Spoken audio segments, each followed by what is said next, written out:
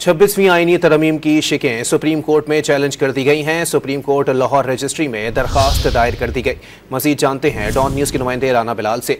राना बिलाल, बताइएगा ये दरखास्त किसकी जानिब से दायर की गई है और दरखास्त का मतन क्या है?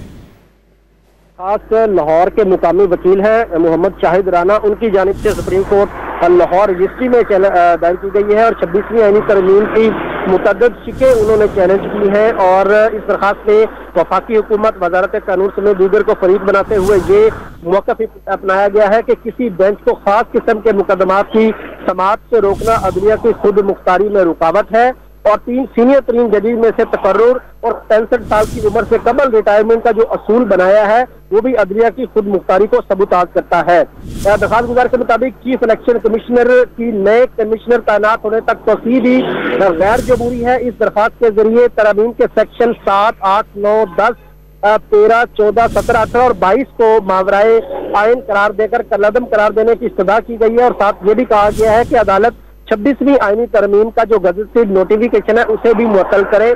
ये दरखास्त सुप्रीम कोर्ट लाहौर रजिस्ट्री में मुकामी वकील की जानिब से जो है वो दायर कर दी गई है, लेकिन अभी तक इसकी फिक्सेशन के हवाले से कोई वाज़ेह मालूमात सामने नहीं आ सकती। बहुत शुक्रिया राना बिलाल।